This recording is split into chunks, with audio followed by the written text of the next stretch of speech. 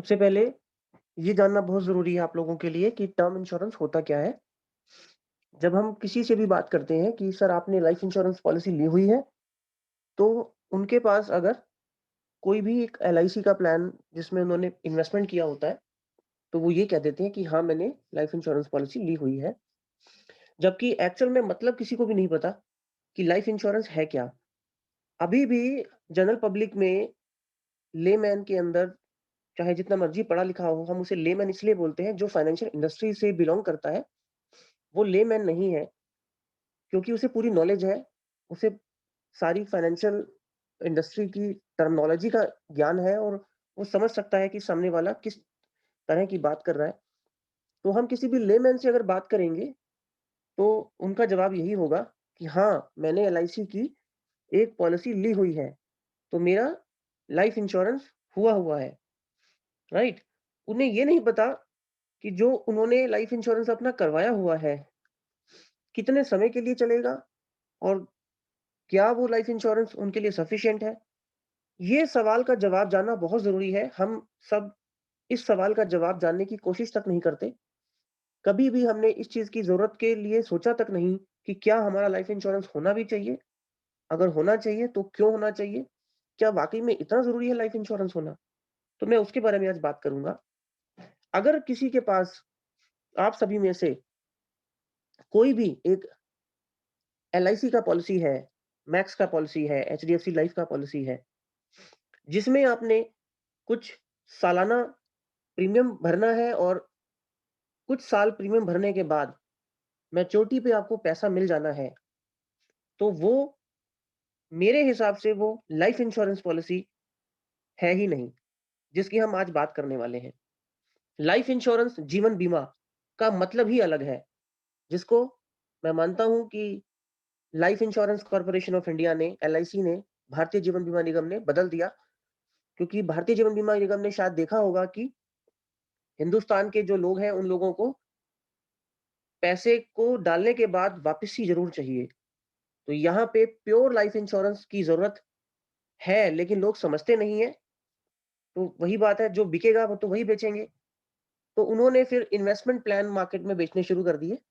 लोगों को ये कहना शुरू कर दिया कि आप अपने जीवन का बीमा कराइए, आप कुछ प्रीमियम दीजिए, साल का इतना दीजिए, 10 साल तक दीजिए या 20 साल तक दीजिए, 25 साल के अंत में आपको इतना पैसा आपके बच्चे के लिए वापस मिल जाएगा।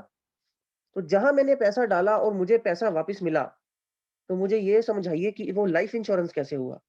वो तो इन्वेस्टमेंट प्लान हो गया, जैसे एफडी होती है।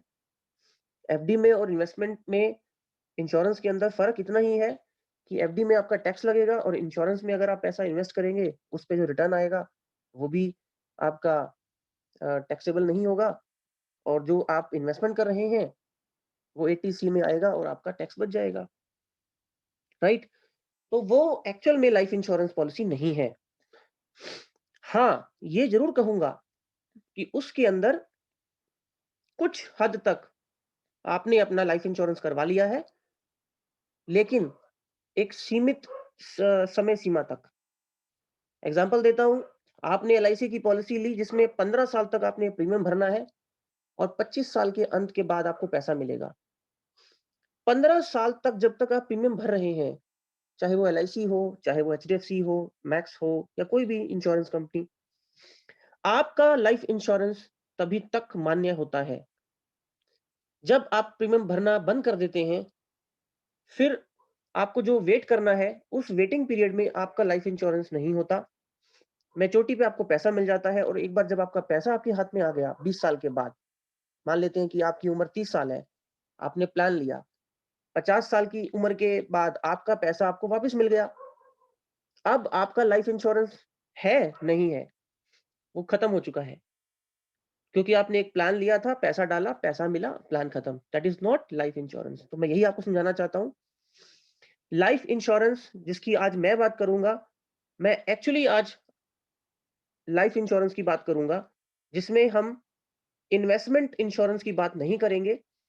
तो आगे से जब आप मुझसे बात करेंगे या आप किसी से भी बात करेंगे, तो यही कहेंगे कि आपको लाइफ इंश्योरेंस करवाना है या इन्वेस्टमेंट इंश्योरेंस के अंदर करना है। एक्चुअल में ऐसे बोला जाता है, राइट? अगर कोई भी आपने ऐसा प्लान चूज़ किया कि बच्चों के नाम पे कुछ जमा करना है, इतने साल में इतना पैसा मिल जाए, वो प्लीज़ लाइफ इंश्योरेंस नहीं है, वो प्योर लाइफ इंश्योरेंस नहीं है, मैं ये कहना चाहता हूँ एक्चुअली। अगर आप लाइफ इंश्योरेंस की बात करते हैं, तो वो टर्म इंश्योरेंस जो प्रोडक्ट का नाम है, वो एक लाइफ इंश्योरेंस पॉलिसी होती है। ये कैसे काम करती है? ये काम ऐसे करती है, आपको एक सर्टेन प्रीमियम भरना होता है, उस एज तक जिस एज तक आपको लाइफ इंश्योरेंस कवर चाहिए और उसके बाद या तो डेथ के समय या जितने समय तक के लिए आप प्रीमियम भर रहे थे, तब तक के लिए आपकी पॉलिसी मान्य रहती है, यानी कि आपको कवर मिलता है और जब आपका प्रीमियम भरना बंद हो जाता है, वो कवर खत्म हो जाता है। एक एग्ज़ाम्पल लेते हैं, समझ में तभी आएगा आप लोगों को। एक व्यक्ति जिसकी उम्र आज 30 साल की है, उसको लाइफ इंश्योरेंस करवाना है, प्योर लाइफ इंश्योरेंस करवाना है। अब उससे ये पूछा जाएगा कि आप लाइफ इंश्योरेंस जो करवाना चाहते हैं, किस उम्र तक के लिए करवाना चाहते हैं? तो आज वो 30 साल का है, तो वो ये चाहेगा कि उसका जो लाइफ इंश्योरेंस है एट लीस्ट 70 साल तक, 75 साल तक, 80 साल तक या 85 साल तक चले। यहाँ पे हम जब किसी से बात करते हैं लाइफ इंश्योरेंस के लिए, यानी कि टर्म इंश्योरेंस के लिए, तो कुछ बहुत अजीब से सवाल पूछते हैं, जो उन लोगों को अजीब लगते हैं, बट हमारी नज़र में अजीब नहीं है। पहला सवाल हमारा ये होता है, सर आपको लाइफ इंश्योरेंस करवाना है, यानी कि टर्म इंश्योरेंस करवाना है। तो पहला सवाल तो ये होता है कि कितनी उम्र तक के लिए करवाना है? तो वो सामने से कभी-कभी ये जवाब भी आता है कि आप बताइए सर कितनी उम्र तक होना चाहिए? जब ये जवाब आता है तो हम उसका जवाब अ, उस सवाल का जवाब जो देते हैं, वो सवाल के रूप में देते हैं, सर ये बताइए कि आपकी फैमिली में जो आपके दादा या उनके दादा या आपके जो परदादा या पीछे किस एज तक जीवित रहे? तो ये उसने सवाल हमारे सुनने के बाद बड़ा अटपटा लगता है, बट वो अटपटा नहीं है। तो वो कहते हैं सर ये क्या सवाल हुआ? मैंने कहा नहीं आप बताइए ना। तो उनका जवाब जैसे आता है कि हाँ जी दादाजी 80 साल के बाद चले गए थे, परदादा मेरे 82 साल के बाद चले गए थे और उसके पीछे 80 साल 82 साल तक तो हमारे मतलब हेरिडिटिकली हम लोग जिए हैं, मतलब लाइफ स्टाइल अच्छा है हमारा, राइट? तो हमें वहाँ पे एक बात का जवाब ये मिल जाता है कि इस इंसान की जो हेरिडिटिकल जो पीछे से चलता आ रहा है 80-85 साल तक जीने का है। वो बात अलग है कि आजकल के खान-पान के हिसाब से वो कितना जिएगा, कितना नहीं जिएगा, बट एक आइडिया मिल जाता है, तो हम उसे सजेस्ट करते हैं, सर आप कम से कम 80 साल की उम्र तक या 85 साल तक की उम्र के लिए अपना टर्म इंश्योरेंस ज़रूर करवाइए, ओके? और फिर सवाल सेकंड होता है हमारा कि कितने का लाइफ इंश्योरेंस चाहिए आपको? 50 लाख, 1 करोड़, 1.5 करोड़, 2 करोड़? तो वो बताएगा हमें कि हाँ जी, 50 लाख का चाहिए या 75 लाख का चाहिए या 1 करोड़ का चाहिए। तो फिर हम ये पूछते हैं। फिर उसके बाद हम ये पूछते हैं कि आप जो अ, अपना लाइफ इंश्योरेंस करवाना चाहते हैं, उसका पर्पस क्या है? उसे पता ही नहीं होता। उसने तो कहीं सुना होता है कि टर्म इंश्योरेंस मैंने भी करवाया है, तुम भी करवा लो। तो वो मैं आपको आज क्लियर करूँगा। देखिए, हम आज बहुत कुछ कर रहे हैं अपनी फैमिली के लिए। हम कमा रहे हैं, हमारी जीवन की जितनी भी एक्टिविटीज़ हैं, जिनको हम अभी कर रहे हैं, सब कहीं न कहीं हमारी फैमिली से ही रिलेटेड हैं। आज हम रात के 9 बजे बैठे हैं यहाँ पे, तो ये भी एक हम काम कर रहे हैं। और ये काम किसके लिए कर रहे हैं? हमारी फैमिली के लिए। तो आज हम ज़िंदा हैं, तो हमारी फैमिली ज़िंदा है। हमने हमारी फैमिली का एक स्टैंडर्ड ऑफ लिविंग मेंटेन कर दिया है। प्लीज़ मेरी बातों को बहुत ध्यान से सुनिएगा, तभी आप भी समझेंगे और आप अपनी आगे क्लाइंट्स को भी समझा पाएँगे और ये बहुत काम की बात है। आप लोगों के लिए भी जिन लोगों के पास शायद मुझे लगता है 90% से ऊपर लोग होंगे आज इस ग्रुप के अंदर जिनके पास लाइफ इंश्योरेंस नहीं होगा। तो अब मेरे लाइफ इंश्योरेंस वर्ड का मतलब आप लोगों को पता होगा प्लीज़। आप लोगों के पास इन्वेस्टमेंट प्लान्स तो हो सकते हैं। किसी ने ₹20,000 का प्रीमियम भर रहे होंगे एलआईसी में, कोई 50,000 का किसी एचडीएफसी के प्लान में लगा के बैठा हुआ होगा, बट लाइफ इंश्योरेंस नहीं होगा।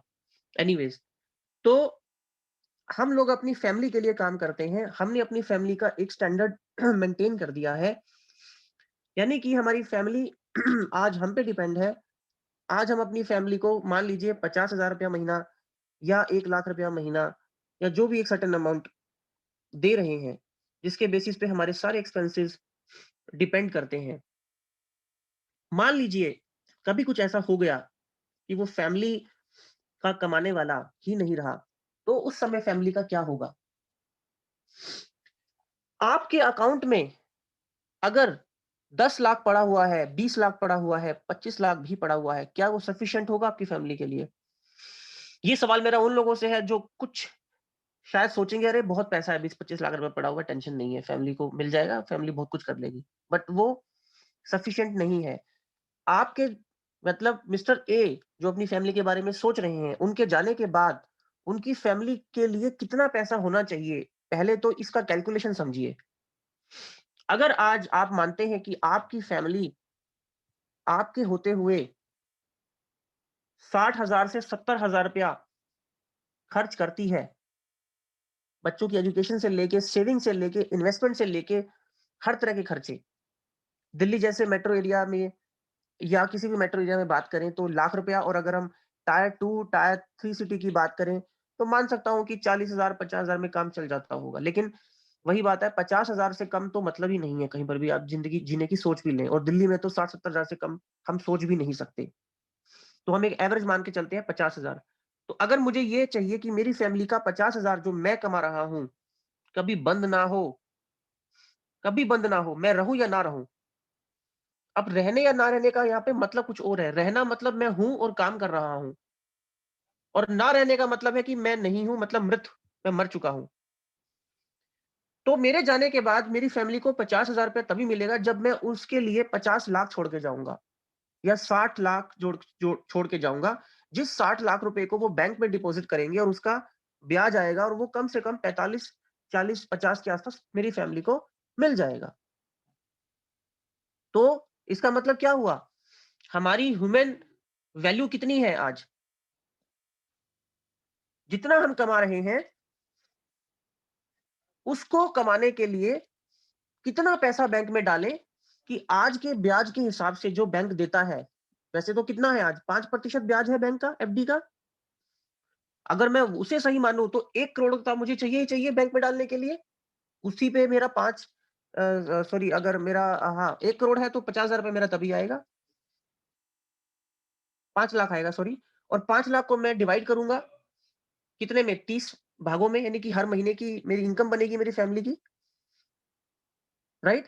तो उस हिसाब से मुझे काउंटिंग करनी बहुत ज़रूरी है कि मेरे जाने के बाद कितना पैसा मुझे मेरी फैमिली को आना चाहिए, जो वो बैंक में डिपॉज़िट करें और उसका ब्याज खा लें, और मेरे जाने के बाद मेरी याद तो वो करेंगे, क्योंकि इमोशंस जुड़े हुए हैं। लेकिन मैंने जो उनका स्टैंडर्ड ऑफ लिविंग मेंटेन करा हुआ था, उनके लिए सपने देखे थे, उनको कोई छुएगा नहीं, हाथ नहीं लगाएगा।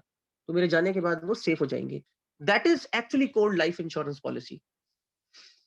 अब क्या वो डर अगले सिर्फ 10 साल के लिए है या 20 साल के लिए है? अब मैं इसे रिलेट करूँगा उन लोगों के साथ जिन्होंने एलआईसी की पॉलिसी ली हुई है, या किसी भी तरह की इन्वेस्टमेंट प्लान लिया हुआ है। लाइफ इंश्योरेंस आप लोगों ने नहीं लिया हुआ प्लीज़, आपने इन्वेस्टमेंट इंश्योरेंस लिया हुआ है। तो क्या वो आपके लिए अगले 10 साल तक ही या 20 साल तक की ज़रूरत है फैमिली को? नहीं, तब तक आपकी फैमिली को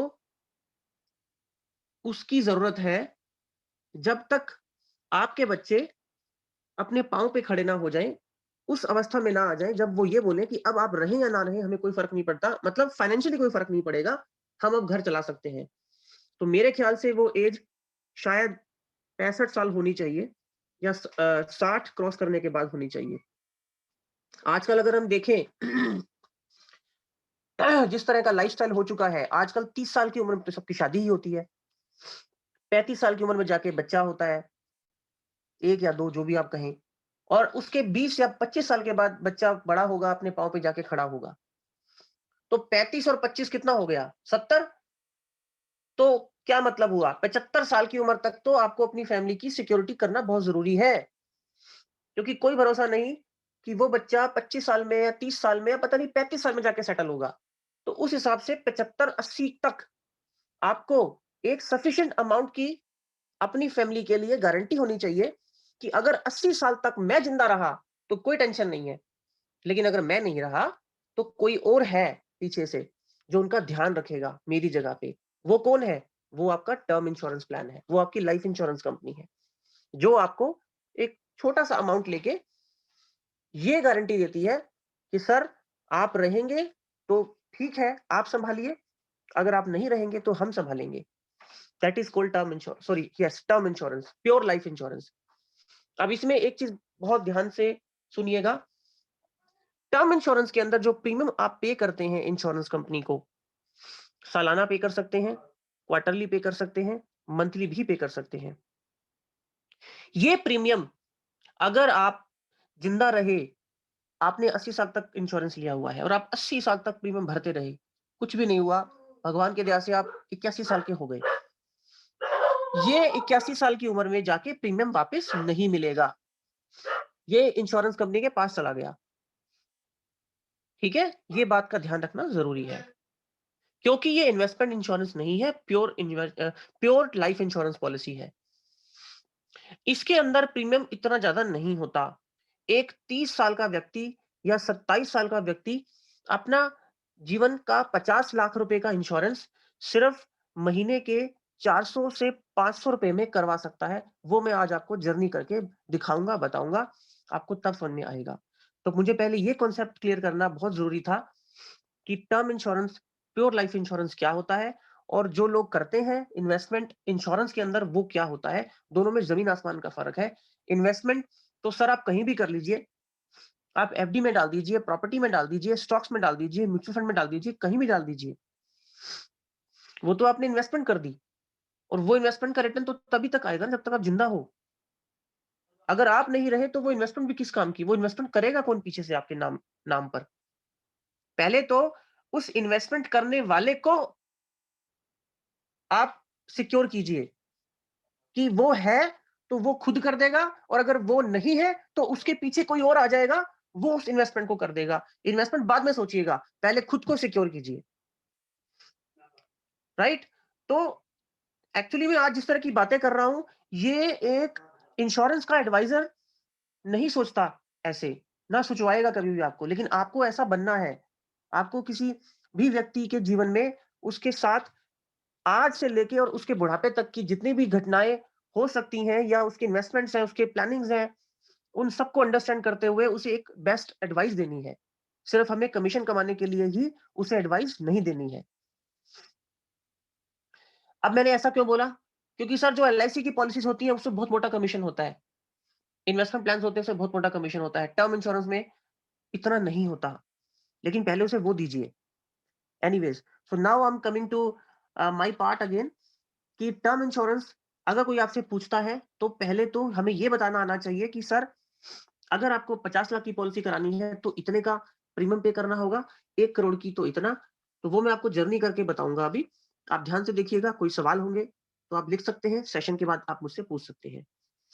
तो आप अपने ऐप में आएंगे और यहाँ पे टर्म इंश्योरेंस का बटन दिया हुआ है, यहाँ पे व्यू डिटेल्स पे आप क्लिक करेंगे, और जो जो सवाल पूछे जाते हैं टर्म इंश्योरेंस के कोटेशन को निकालने के लिए, उन सबके मैं मतलब बताऊंगा कि क्यों पूछे जाते हैं वो सवाल।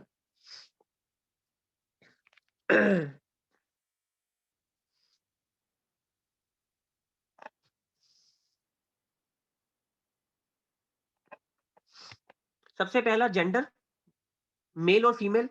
क्या जेंडर से कोई फर्क पड़ता है? हाँ जी। अगर फीमेल है तो उसका टर्म इंश्योरेंस सस्ता होता है, और मेल है तो उसका टर्म इंश्योरेंस थोड़ा महंगा होता है। टोबैको यूजर आप हैं या नहीं है, ये बताना बहुत जरूरी है। अगर क्लाइंट या आप अगर अपने लिए एक लाइफ इंश्योरेंस पॉलिसी लेना चाहते हैं और आप टोबैको यूज करते हैं, सिगरेट पीते हैं, तो आपका प्रीमियम डेफिनेटली ज्यादा होगा। अगर आप नहीं पीते हैं तो इंश्योरेंस का प्रीमियम कम होगा। तो ये सवाल जो यहाँ पूछे जा रहे हैं सब बहुत जरूरी है, बहुत ध्यान से पूछने हैं अपने क्लाइंट से। एनुअल इनकम क्यों पूछी जाती है? अच्छा, ये इसके पीछे बहुत बड़ा कॉन्सेप्ट है, ये आप प्लीज ध्यान से समझिए। आपके पास एक व्यक्ति आया, उस बंदे ने कहा कि मेरी इनकम साल की 50 लाख रुपए है। ओके, तो पहले तो वो ये सवाल पूछ सकता है कि सर 50 लाख की मेरी इनकम है, मेरा टर्म इंश्योरेंस मुझे कराना है, मुझे कितने का कराना चाहिए? बड़ा सिंपल सा तरीका है सर। मैंने आपको वैसे एक स्टोरी सुनाई थी अभी। कि आप अगर 50,000 महीने की कमाई कर रहे हैं, तो आप चाहेंगे ना कि आपकी फैमिली को 50 मिले? तो 50 आपकी फैमिली को मिले उसके लिए करना क्या होगा? जितना आप कमा रहे हैं 50,000 उसका 20 गुना कर दीजिए, ठीक है? यानी कि 50,000 इंटू 12 करिए पहले तो 6 लाख रुपए आपकी साल की इनकम है।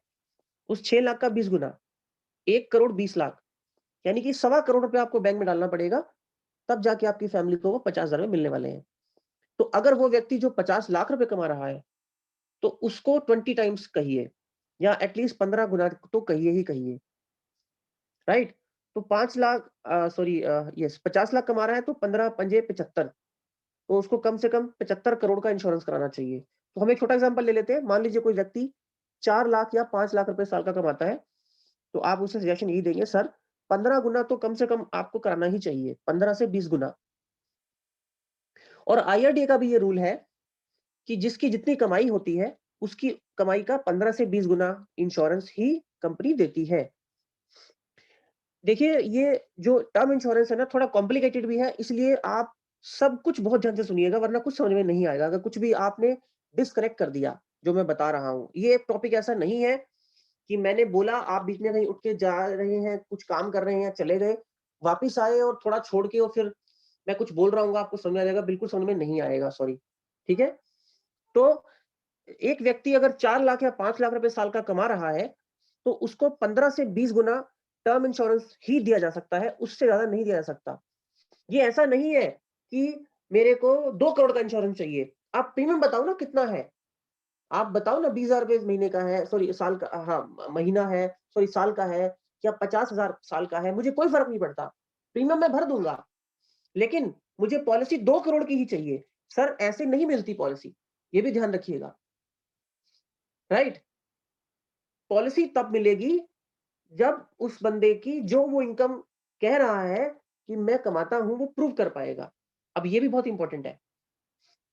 आप किसी के पास गए और आपने उसे जरूरत समझा दी, जैसे मैं आपको आपकी जरूरत बता रहा हूं, अभी तक आप लोगों के सबके मन में तो नहीं, लेकिन 10% लोगों के मन में जरूर आया होगा कि यार टर्म इंश्योरेंस पॉलिसी तो होना बहुत जरूरी है। तो सर बिल्कुल सही कह रहे हैं, लेकिन क्या आपको पॉलिसी मिलेगी, ये सवाल ज्यादा इंपॉर्टेंट है। उसका जवाब कैसे मिलेगा? आप सोच रहे होंगे कि प्रीमियम पे करेंगे और पॉलिसी करवा लेंगे। ऐसा नहीं होता टर्म इंश्योरेंस में। आपको पहले प्रूव करना पड़ेगा कि आप कमा रहे हैं। अगर आप इंश्योरेंस कंपनी को ये प्रूव नहीं कर पाए कि आप कमा रहे हैं, आपको इंश्योरेंस कंपनी आप कुछ भी कर लीजिए, टर्म इंश्योरेंस पॉलिसी दे ही नहीं सकती। चाहे आप प्रीमियम जितना मर्जी पे कर दीजिए इंश्योरेंस कंपनी को। अब ये क्या नई चीज है? सर ये नई चीज नहीं है, टर्म इंश्योरेंस होता ही ऐसे है। अब इसको कॉन्सेप्ट को समझिए इंश्योरेंस के।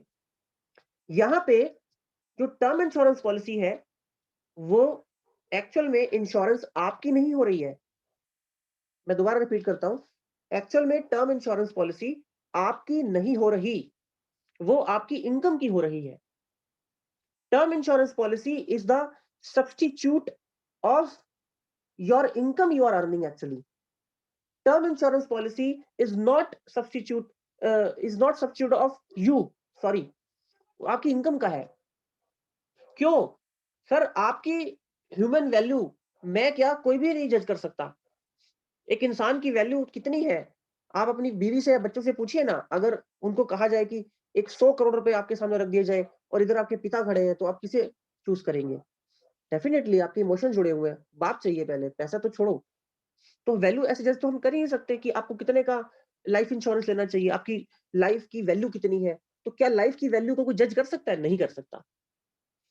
तो फिर क्या तरीका है? आप कमा कितना रहे हैं, वो तरीका है।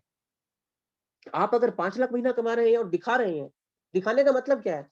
इनकम टैक्स भरते होंगे, आपने आईटीआर फाइल की होगी, या अगर आप इनकम सैलरी से आती है तो उसकी सैलरी स्लिप होगी आपके पास, ठीक है? तो अगर आप अपनी इनकम 5 लाख दिखा पा रहे हैं, तो उसका 20 टाइम 1 करोड़।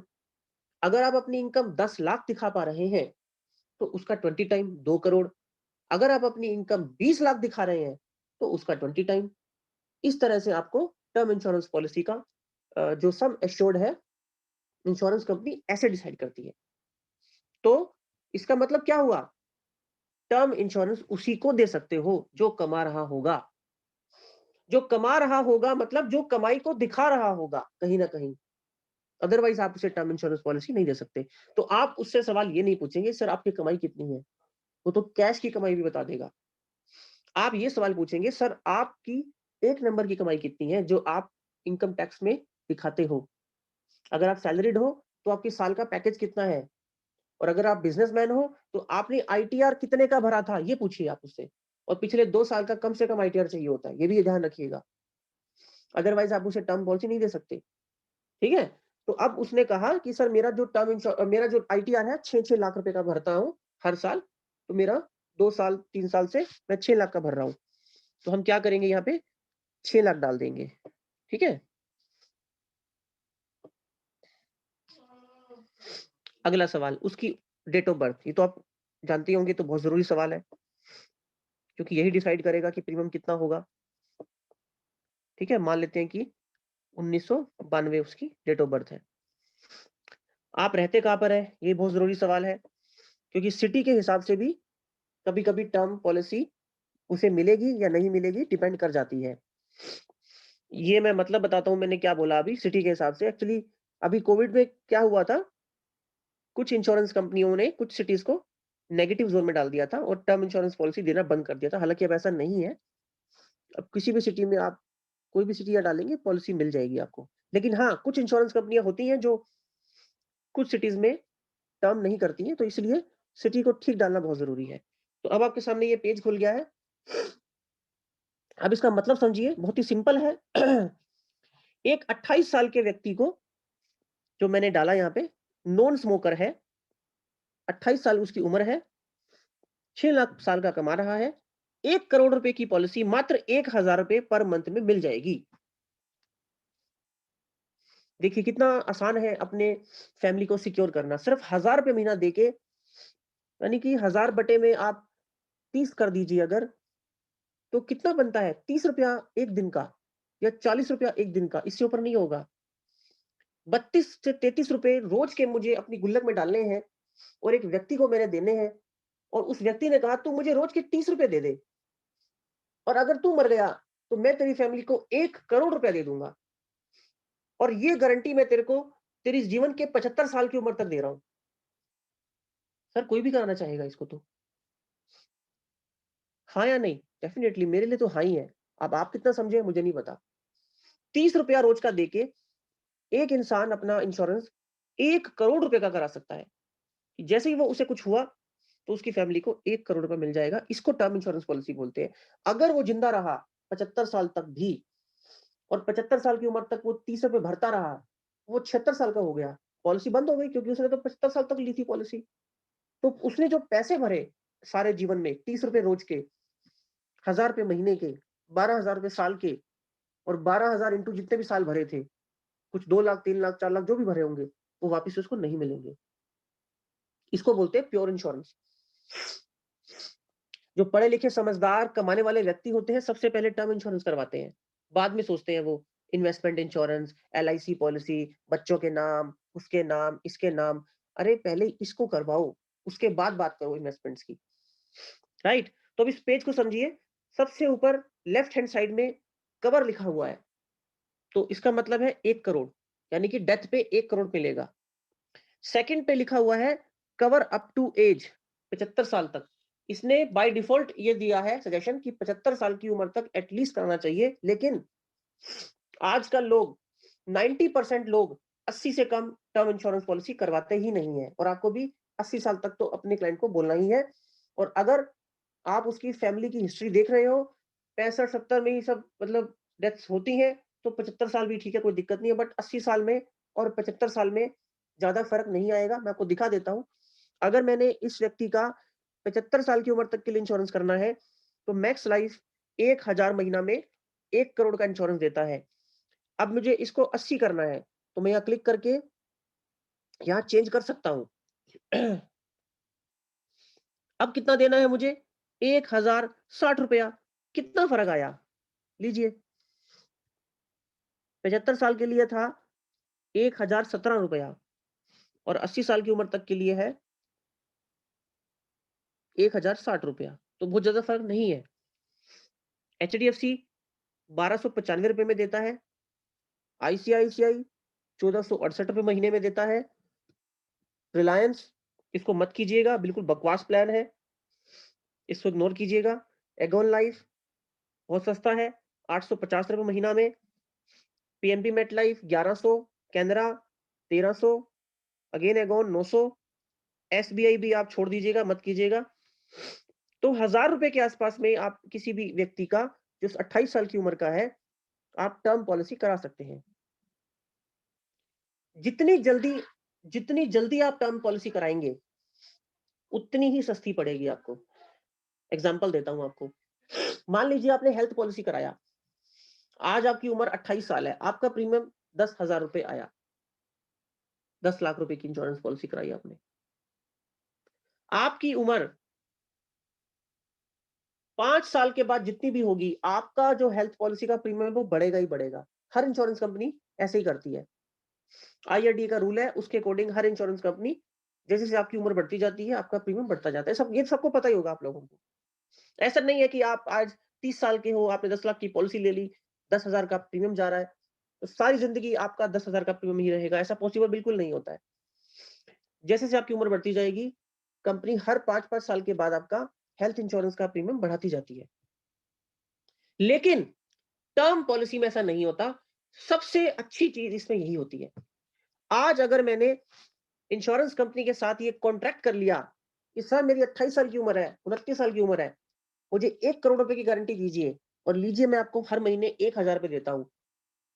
तो आप चाहे 38 साल के हो जाएं, 48 साल के हो जाएं, 60 साल के हो जाएं या 70 साल के हो जाएं, आपका ये अमाउंट 1,060 रुपया ही रहेगा। ये लोगों को पता नहीं होती बात। लोग कहते हैं अभी जब थोड़ा कमाना शुरू करेंगे तब टर्म पॉलिसी करा लेंगे, थोड़ा मतलब ज्यादा कमाना शुरू करेंगे तब करा लेंगे, अभी और जरूरतें पूरी करनी है।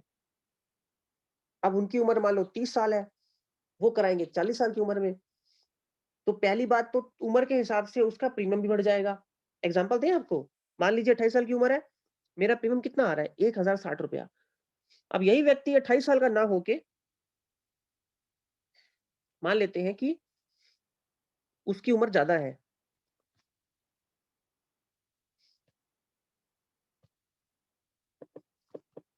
1982 है, ठीक है, तो वो 1,060 रुपये आ रहा था, अभी कितना आया देखिए, 1,838 रुपए। मतलब अगर उस व्यक्ति ने 10 साल के बाद इंश्योरेंस करवाया तो उसका टर्म पॉलिसी का प्रीमियम डबल हो गया। देखिए मतलब आप समझ रहे हो ना मैं क्या कहना चाहता हूँ। सिर्फ 10 साल की उम्र गैप में 1,838 रुपए, जबकि वो 1,060 रुपए में ब्लॉक कर सकता था।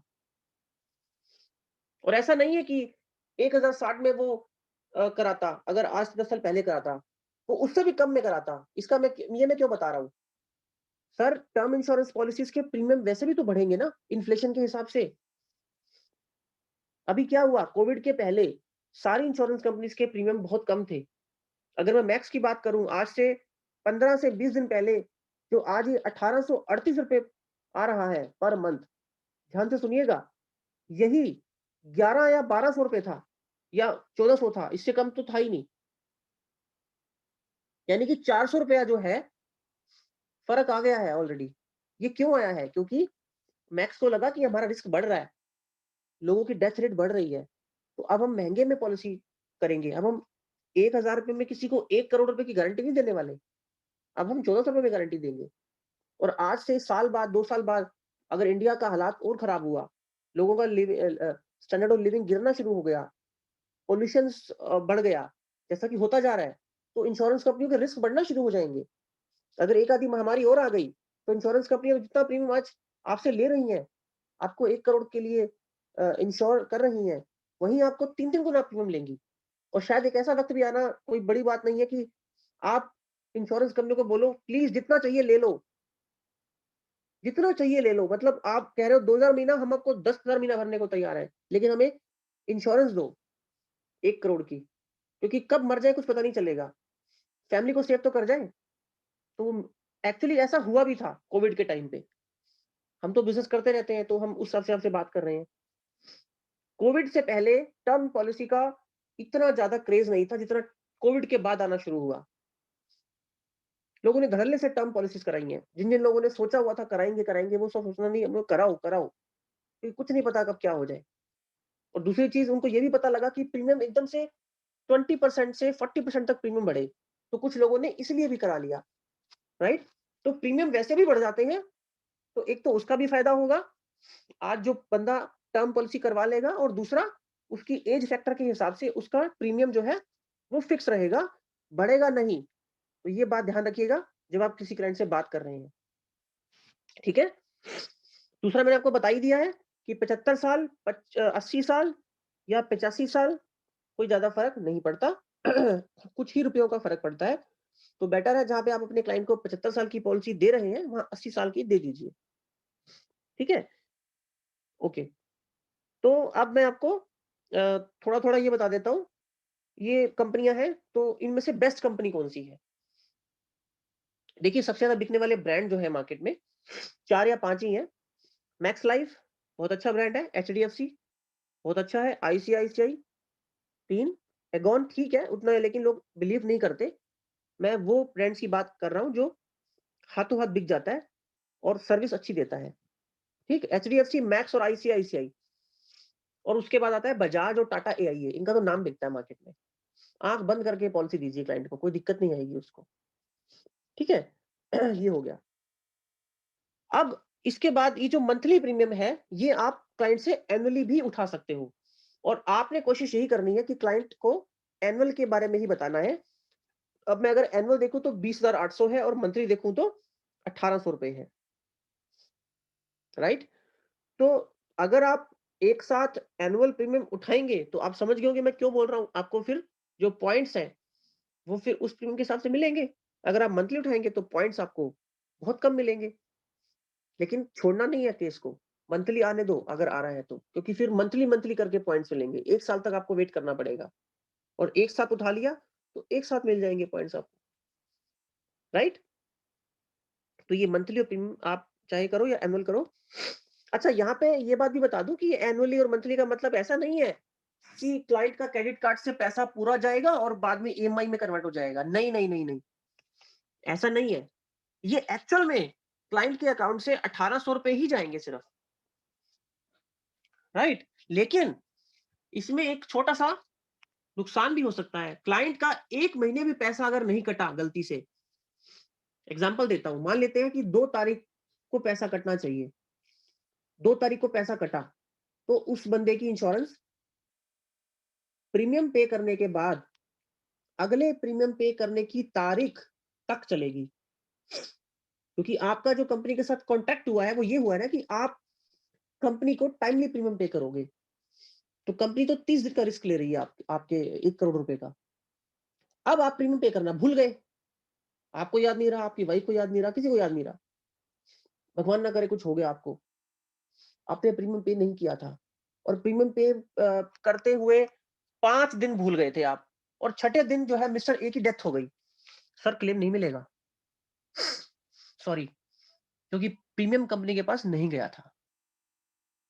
तो ये चीज़ बताना क्लाइंट को बहुत ज़रूरी है। तो क्लाइंट्स फिर क्या करते हैं ज़्यादातर ईयरली वाला ही प्लान लेते हैं। क्लियर? ताकि 1 साल तक कोई टेंशन ना हो, कुछ दिक्कत ना हो, कुछ भी हो जाए, वो सेफ है, उनकी फैमिली सेफ है। हाँ, लेकिन अगर आप ईसीएस करवा लेंगे और यू विल मेक श्योर कि अकाउंट में उतना पैसा तो पड़ा ही होगा, चाहे कुछ भी हो, दुनिया की इधर से उधर हो जाए। जिस दिन पैसा कटना है, उस दिन ये पैसा मेरे अकाउंट में पड़ा होगा, तो कोई दिक्कत नहीं है। आप मंथली वाला दीजिए उसको, ठीक है? ओके, इसके बाद अब आप इसके कुछ फीचर्स मैं और बता देता हूँ आपको। यहाँ जब क्लिक करेंगे, तो यहाँ से पढ़ के आप अपने क्लाइंट को बता सकते हैं कि सर ये प्योर लाइफ कवर है। इस कंपनी का 99.22% का क्लेम सेटलमेंट रेशियो है। यानी कि 100 क्लेम्स अगर आए थे, तो उसमें से 99% जो क्लेम थे वो कंपनी ने सेटल कर दिए हैं। 1% नहीं किए हैं, कारण कुछ भी हो सकता है, या पेंडिंग है या फ्रॉड केसेस भी हो सकते हैं। ठीक है? पॉलिसी का टर्म 37 साल है। ये कैसे काउंट हुआ है? 38 साल की उम्र है, 75 तक वो कवर ले रहा है, यानी कि 37 साल तक वो प्रीमियम भरेगा और अगले 37 साल तक उसको 1 करोड़ रुपए का हमने इंश्योरेंस पॉलिसी दे दिया। एक आपको मैं और बताता हूँ तरीका, जिससे आप अपना पॉइंट्स इंक्रीज़ कर सकते हो और अपने क्लाइंट का फ़ायदा करवा सकते हो। ये कैलकुलेशन आप अपने पास, अपने सामने-सामने, अपने-अपने कैलकुलेटर में कर लीजिएगा। जैसे मैंने एनुअल पे एक क्लाइंट से बात किया, सर आपका प्रीमियम आता है ₹20,000 का, 1 करोड़ की पॉलिसी और 75 साल की उम्र तक इसको हम 80 कर देते हैं। जो मैं बताऊँगा फिर आपके दिमाग में वही रहेगा, क्योंकि 80 से कम तो सेल ही नहीं करना किसी को। तो ₹20,000 आपने पे करना है और आपको 80 साल की उम्र तक अ, अभी अपना आएगा 21,000 पे करना है और 80 साल की उम्र तक कवर मिलेगा और प्रीमियम आपको भरना है अगले 42 साल तक, ठीक है? तो इसका मतलब ये हुआ 21,000 इंटू 42 साल तक, तो कितना हुआ? 8,82,000 इस क्लाइंट का जाएगा इंश्योरेंस कंपनी की तरफ, 80 साल की उम्र तक, अगर वो जीवित रहा तो। ठीक है? तो उसकी कॉस्ट कितनी हो गई टर्म पॉलिसी की? 8,82,000 राइट?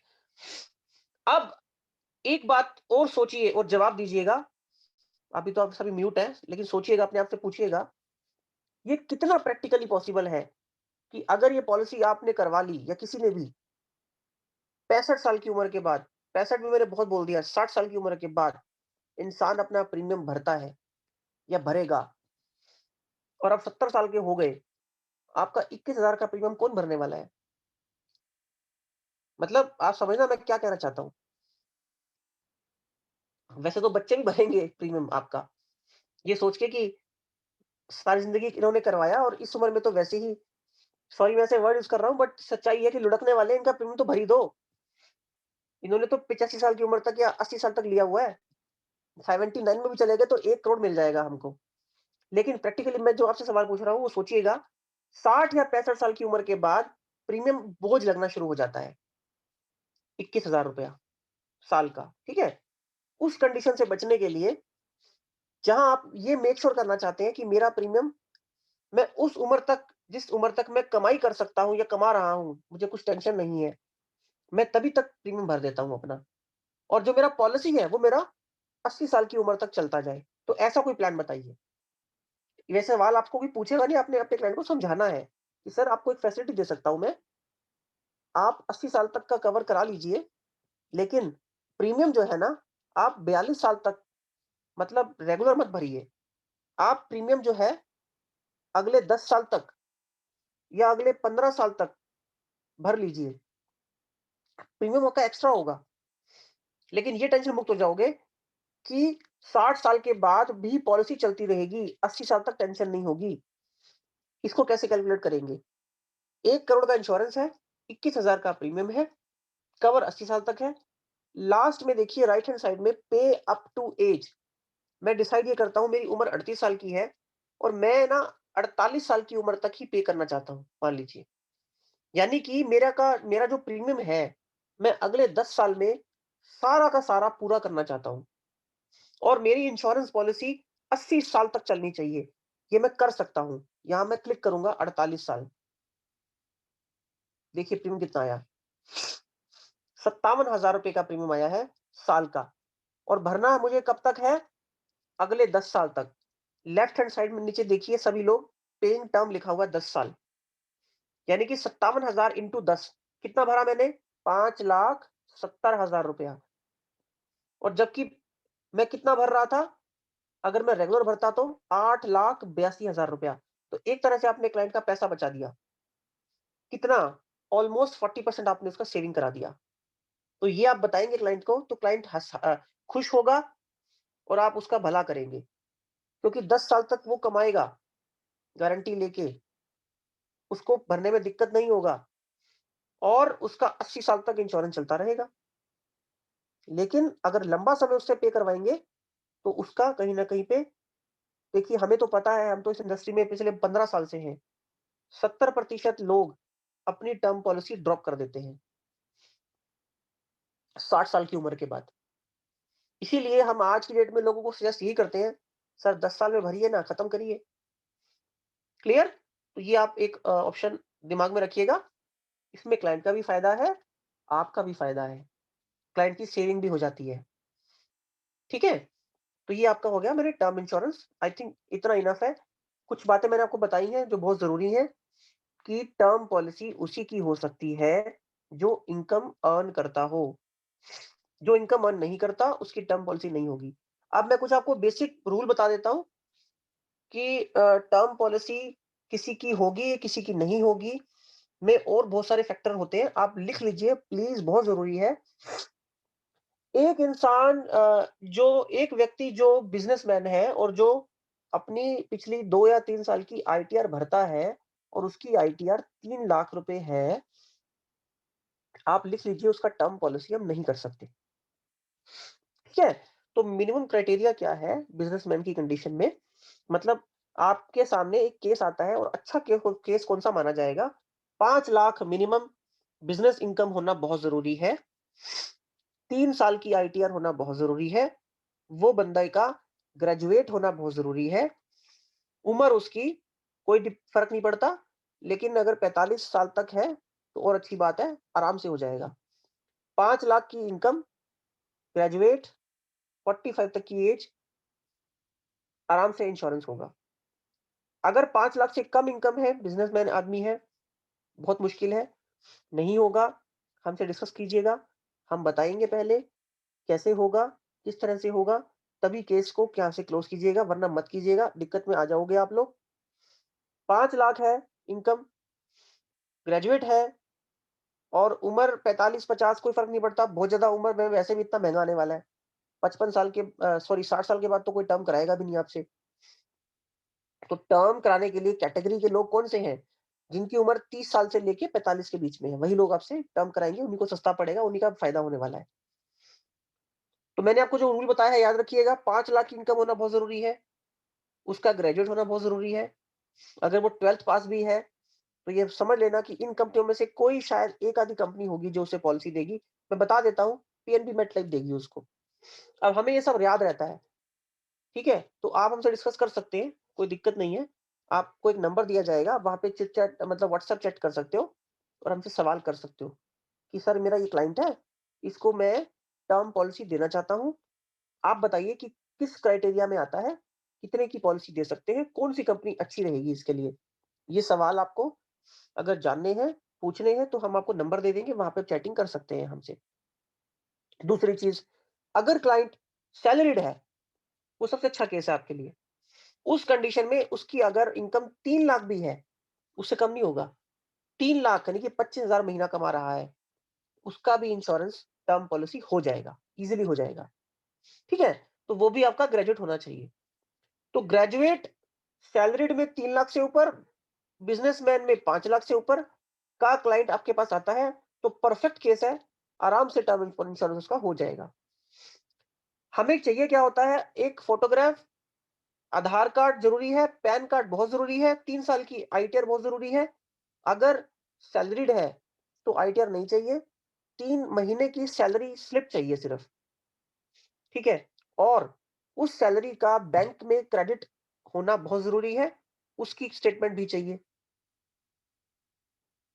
फिट एंड फाइन तो होना ही चाहिए, बीमार व्यक्ति का तो टर्म हो ही नहीं सकता, ठीक है? तो ये सब करने के बाद अगली कंडीशन सुन लीजिए, ऐसा नहीं है आपने प्रीमियम पे किया और टर्म पॉलिसी मिल गई, सॉरी। प्रीमियम पे करने के बाद आपका केस इंश्योरेंस कंपनी के पास जाएगा, अंडरराइटिंग टीम के पास। अंडरराइटिंग टीम का मतलब हिंदी में है, जो ये डिसाइड करेंगे कि टर्म मैं आपको दूँ या ना दूँ। प्रीमियम पे करने के बाद भी पॉलिसी देना या ना देना इंश्योरेंस कंपनी के उस पे होता है, उनकी कॉल होती है, ठीक है? उसके लिए क्या होगा, आपका फिर मेडिकल भी होगा। अब अगर उम्र 40 साल तक है, इनकम अच्छी है, फिट एंड फाइन है, ग्रेजुएट है बंदा, 50% चांसेस है बिना मेडिकल के केस हो जाएगा। लेकिन क्लाइंट को बोल के रखना है, सर आपका मेडिकल होगा या मेडिकल हो सकता है, 2 बातें बोलनी है आपने।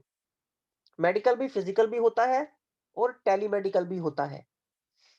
फिजिकल मेडिकल का मतलब है, आपके घर पे कुछ डॉक्टर आ जाएँगे या लैब से कोई बंदा आ जाएगा, ब्लड सैंपल लेके चला जाएगा। दूसरा, आपको एक लैब बता दी जाएगी आस-पास की और वहाँ पे आपका अपॉइंटमेंट फिक्स कर दिया जाएगा। उसका चार्ज आपसे नहीं लिया जाएगा, डोंट वरी। वो इंश्योरेंस कंपनी के हर शहर में लैब के साथ टाई अप होते हैं। आप वहाँ जाएँगे, आपका यूरिन, ब्लड वगैरह सब लिया जाएगा और टेस्ट होंगे आपके और टेस्ट की रिपोर्ट आने के बाद कंपनी डिसाइड करेगी कि सर आप ठीक-ठाक हैं, कोई टेंशन नहीं है। आपने हमें कहा, हमें टर्म चाहिए, आपको हम 1 करोड़ की टर्म दे सकते हैं, डोंट वरी, कांग्रेचुलेशंस। ये ऐसे होता है टर्म पॉलिसी, ठीक है? टेलीमेडिकल जो मैं बता रहा था, उसमें क्या होता है, एक फ़ोन कॉल आता है इंश्योरेंस कंपनी से, इंश्योरेंस कंपनी का जो एग्ज़ीक्यूटिव होता है, वो डॉक्टर को लाइन पे लेता है, फ़ोन कॉल में आपके साथ। डॉक्टर आपसे बहुत सारे सवाल करता है, उस सारे सवालों के जवाब आपको सही-सही देने होते हैं, आपकी सारी रिकॉर्डिंग हो जाती है और फिर उसके बाद आपकी पॉलिसी हो जाती है। उसको टेलीमेडिकल बोलते हैं। ये कंपनी के ऊपर डिपेंड करता है कि उसे टेलीमेडिकल करना है या फिज़िकल मेडिकल करना है। हालाँकि हर इंश्योरेंस कंपनी ने कुछ रूल बना दिए हैं।